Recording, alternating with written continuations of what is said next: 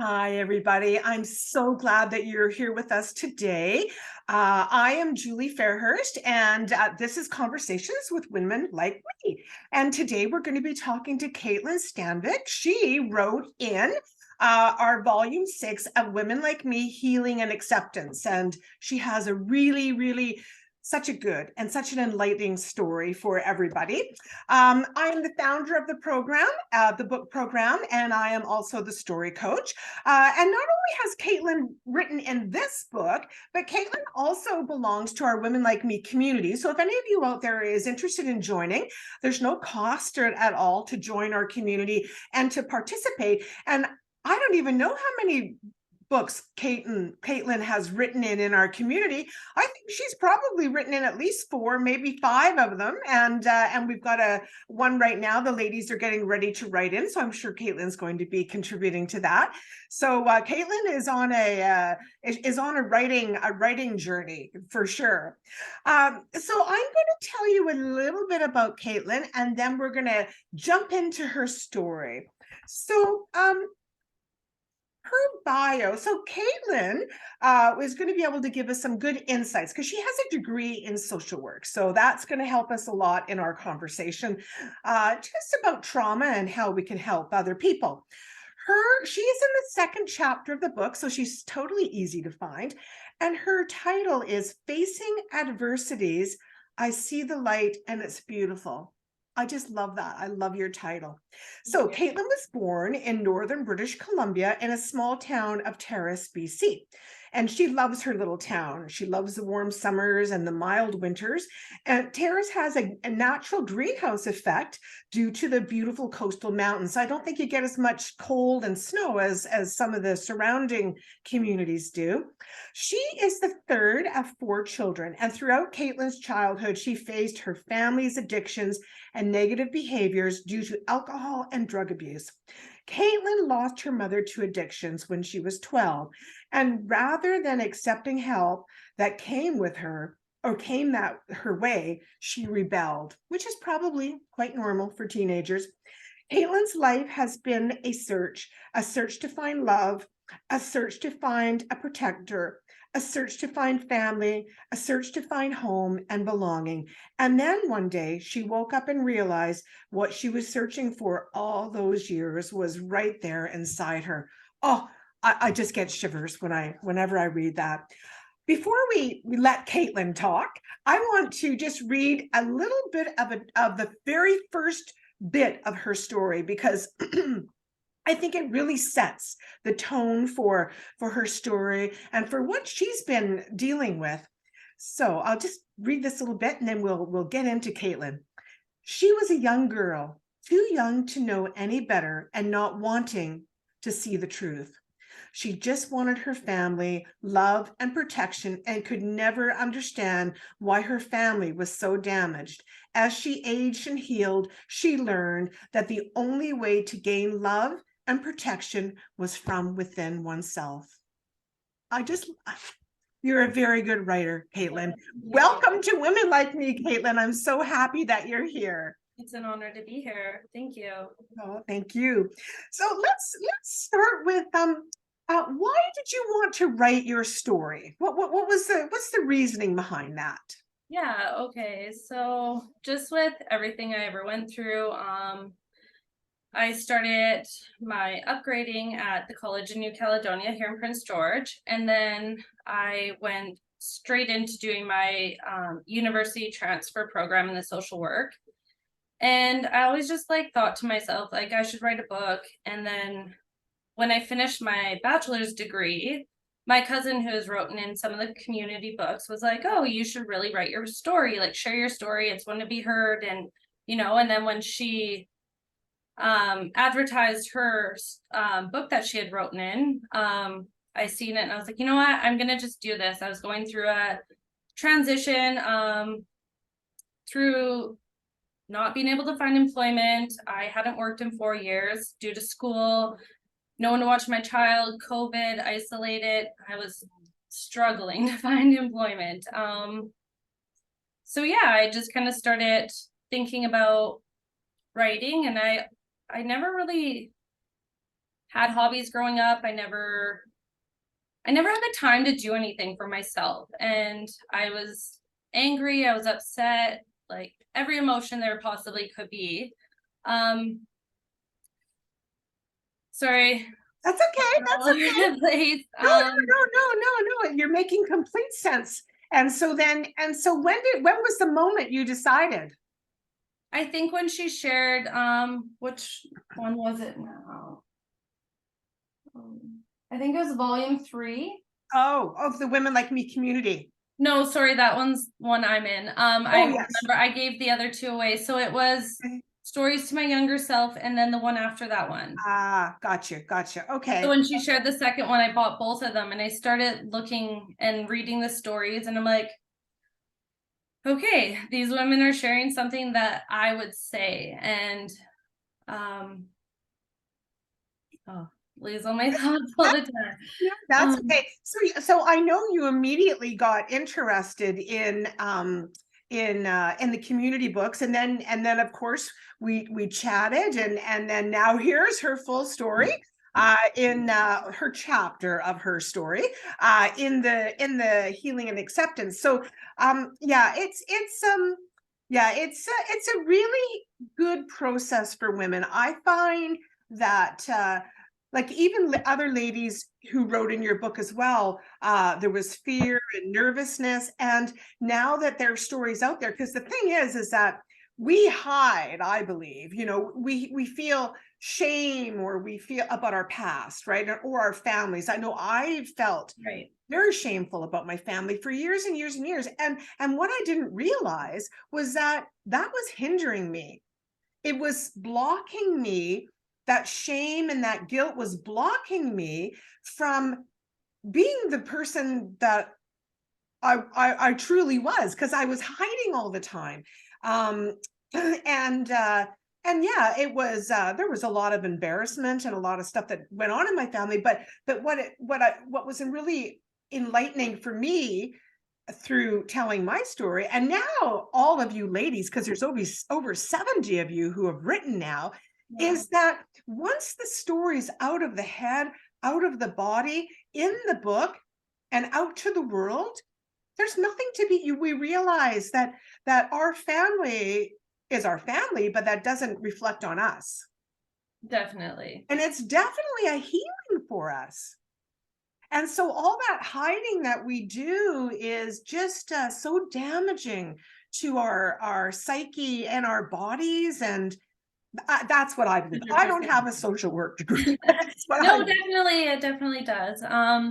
And yeah, so I guess just jumping back, I had taken a spirituality and social work course last September, and it kind of forced me into working at my spirituality a little bit more because I had the time to do it due to homework. So, yeah, and I shared my story a few times, and then when I seen this opportunity, I was like, you know what? No, I just have to do it. I have to get it out there, just push past that and, be vulnerable, because Yes, that's everything in life, is always being vulnerable with every situation, absolutely. right? So getting So it out there. And who did you so you told your story. So there was a couple community groups that you were telling your story at, or yeah, so I shared my story within like my papers through social work, and then I shared my story with the college in New Caledonia. So I have a success story coming from upgrading and then into the social work program. And then with the Salvation Army as well. I had been volunteering there to get my required volunteering hours to get into the social work program. And then once I was in school, and just, how tight finances are on student loans and everything, I started utilizing the food bank as well for me and my daughter, just because times are tough. tough, And they weren't nearly absolutely. as tough then as they are now. So Yes, yes. So in your story, Caitlin, you talk a lot about your mom, and she had a lot of struggles, she did. a lot of struggles. And so, what do you think? Why do you think her struggles came from? Um, I don't know, maybe just her upbringing and, broken family maybe. Yeah. Yeah, because I find that it's, a lot of what we go through is generational. Definitely. Because Yeah. if we don't heal, we pass along that to our children, and they pass it along to their children, and they pass it to their children. And you have stopped that, which is so wonderful, because I know you have some family members that are still struggling. Yes. Yeah, yeah. And excuse me. So, what do you think? Like, what do you think it is? Like, did you wake up one day and go, like, where was your breaking point, do you think? Like, how did you get out of that? Because when I read your story, it's like trauma and chaos and, Literally. no? Um, I don't know. I ask myself this every single day.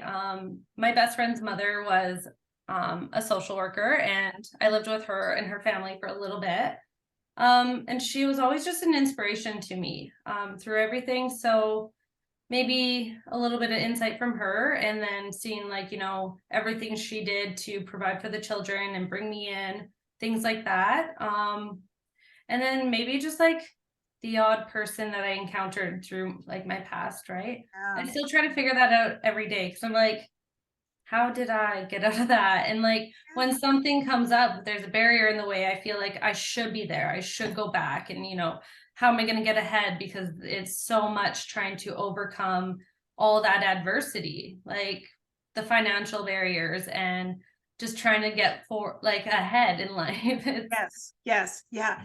It's interesting that you said that about your friend's best your her mother, because I did volunteering years and years ago for the Canadian Red Cross, and I was certified prevention educator.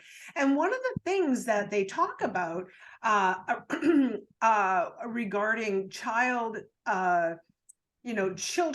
carrying on, is that all they need is, and I just love this, all they need is one person in their life to say, you're okay, you can do this. There's nothing wrong with you. You can, and to be a good example. And right. and so those kids out there that don't have that no one's ever, whether it's a teacher or a parent or a sibling or a grandparent, and they don't have that one person to say, to say, hey, you can do this, you don't have to be like this. That's when they're missing that, that's when there's real trouble. And it sounds like there was that one person for you too. Yeah, and I had battled my own struggles with addictions, and I think I just got tired of it, tired of, always on the run, always fighting, always, going without, and like, yeah, I was done. Yeah.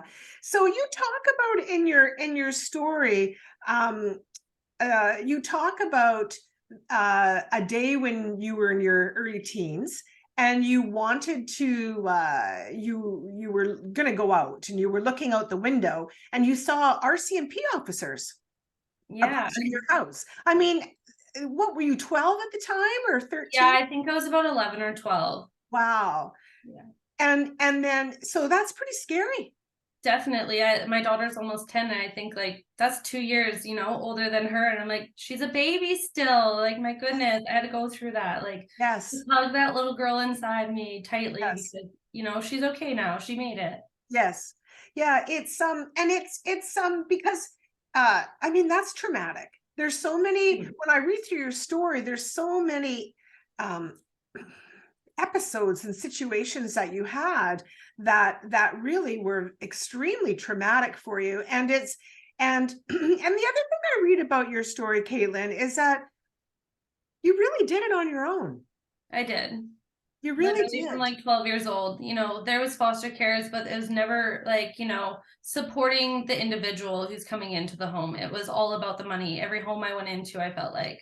Mm. Um, it wasn't like getting along with the kids in the homes, and it just wasn't my home. Like it was weird. And then I would try to live with family, and just because I was so rebellious and they had rules. I didn't want to attend to them because, it's not mom. Like, why do I have to listen to you? Right. So never really worked out. And then I think I was like 13, 14 when I was living with my best friend's family. And then shortly after that, I moved to Edmonton. I was like living with my sister. Obviously, it wasn't going good. And then I was 15, almost 16 when I moved in with my boyfriend at the time. And yeah, just kind of like started like living on my own. Like I think I had my first apartment in Abbotsford at like 16, 17. Wow. So yeah, just Yeah. yeah, Well, it's I mean, support is obviously important in our lives for sure. And any support that we can get is helpful. But I think that uh we have to remember that I didn't have any support. I did everything on my own. And like you, no support. So I think for anybody that's listening to us to today chat about this, I think it's important for them to know that really it's sad if we don't have the support, of course. And of course we crave that and we need that and we want that. But if we don't have it, we have to be our own support. 100%. And that's what really helps to lift us up. I just thought in just something came to me in my head here. In my teens, I was very rebellious as well, and I remember my sister and I ran away from home. My stepsister, and we had to go see a social worker. So you'll be interested in this little story. And I was grumpy. I was so flippin' grumpy. I was not interested in being there. I was like just grumpy. And I was a little bit older than my stepsister. And so I was basically like this in the chair, like, really, I I've had that stance a lot. don't want to be here. But my stepsister, she's chatty. And so this social worker, this is so bad. This social worker turned to my stepsister, and said, there's hope for you. And then she turned to me, and with her finger, she said, Julie, there's no hope for you. And I remember that for years. And that triggered something in my head, not to get help, but to go further down the That's route. what drove me to, I think.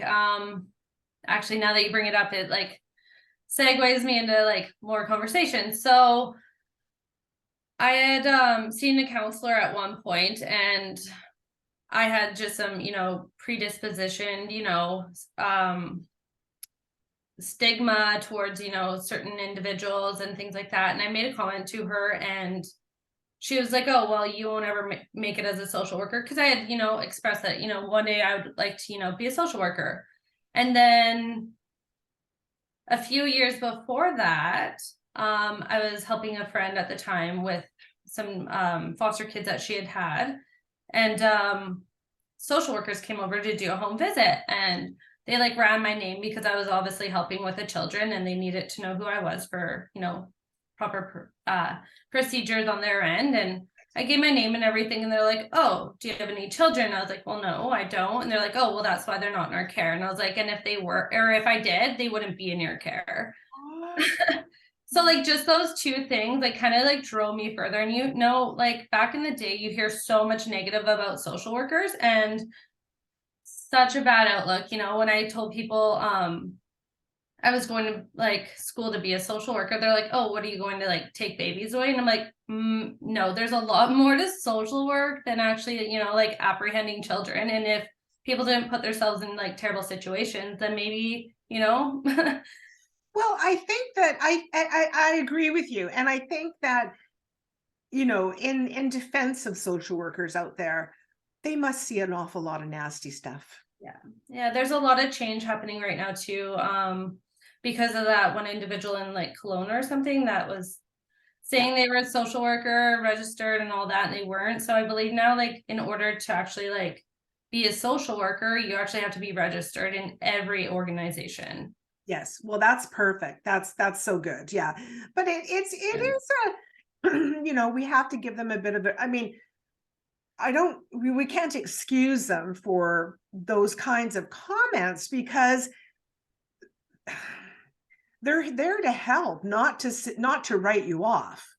Right? Definitely. And when They also have somebody, like policies and procedures and things like that they have to follow too, but yes, exactly. And but I do, I do feel for them because they must see some not great stuff sometimes. And that just you got to feel for them, and we need somebody out there to help, but I guess like everything, right? People can only take so much. And but yeah, so here you go, everybody that's listening to Katelin and I today. Don't say negative, put down stuff to those little children, babies. yeah, to little children, preteens or whatever that are struggling, because it's not helpful. Even if that's what you think in your head. So there we go. There's our good message for the day for everybody. Either listen. Yeah. Yeah. So, Caitlin, I wanted to just ask you a little bit more about your mom, but further into your story, because you did some healing with your mom. Your mom I'm sorry, she did pass away, but you did some healing with her before she passed. Yeah. Yeah. Oh, it's heavy. Yeah, so leading up to her passing, I think it was like a year before, she actually was in a coma for like 24 hours. Oh. Insane, right? I was angry. I was angry at, her partner at the time, everything, but, being on,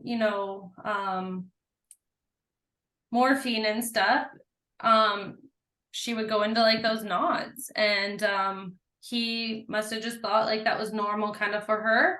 My point is like, hey, 24 hours, like, hospital's across the street, she was on a toilet, unconscious. Yes. Yeah, it still makes me literally sick to think about.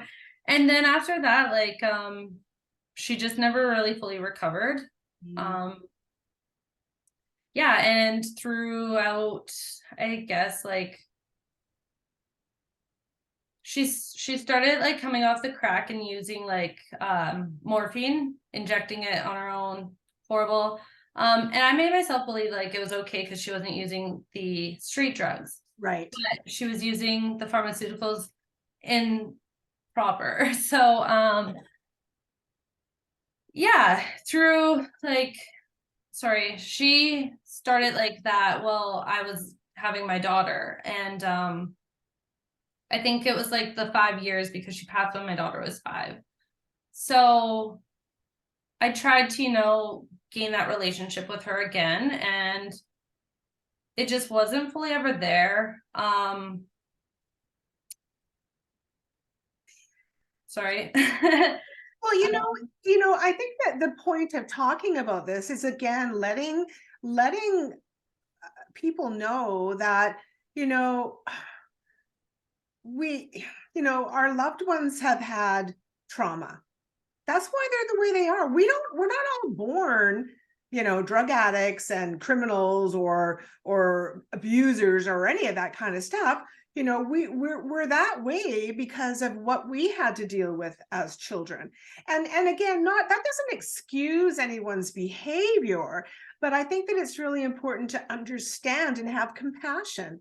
And I think that's what, 100%. I think that's what I found when I read your story, is that as much as you dealt with a lot of trauma because of your mom's drug abuse and her crazy life, but you did have compassion for your mom, and I think that that's what's really, and I think, again, that's the healing. Yeah. Right, when we have animosity and hatred and anger, that doesn't help anyone, but and again, we're not saying all those years were okay, but it's understanding that they went through what they went through, and then you did have compassion, and I thought that it was so beautiful that at the end of her life you were able to be with her, Yeah. and I I thought, was the only child through all of her addiction that ever stuck by her, everything. I was always there. I didn't want to let my mom go. I didn't, I wanted to be there to help her and, all my family, that's why I'm, a social worker. I just like Well, helping people and, yes. Yeah. And I think that and I think that that process of being there with your mom and having compassion for her, I mean, that's going to be passed on to your daughter as well, right? And so she's going to have that compassion for people. And so through your whole story, I see that. I see a lot of compassion in you. I see a lot of wanting to do what's right. And even as a young teenager, I was reading what I was reading is you were wanting to do what was right. But I think as a teenager, our brains are so scrambled, right? We have a Yeah. hard time thinking straight. And without, we don't have the advantages as an adult for income and those kinds of things when we're in our teens. So we tend to be trapped a little bit. Right. Yeah. Yeah. But you came out of it. And I think that was just so amazing. So what kind of wisdom do you have for others out there that might be, maybe they're young ladies that are going through some turmoil, or maybe they're people like you and me that are holding on to their past and negativity. I don't know, what would you say to those ladies if they were saying, Katelin, what do I do? How do I help myself? Um, yeah.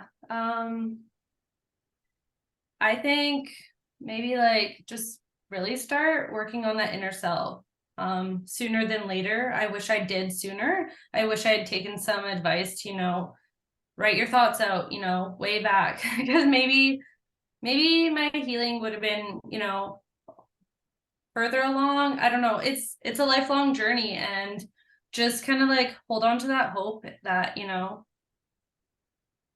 Yeah. Yeah. we do overcome it, and we do heal, and you just got to work at it every single day. Yeah, I believe that every single day. And it's okay to fall down. It is And if you completely. wake up one morning and you feel like, oh, I just want to stay in bed, then stay in bed, but don't stay there 100%. for a week. Don't, no.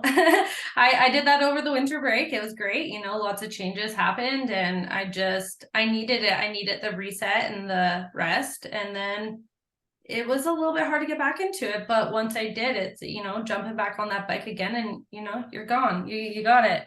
Yes, So, yes. Yeah, yeah. I think that's for sure. It's just because we don't heal ourselves overnight. We don't, it took however many years for you to get where you are today.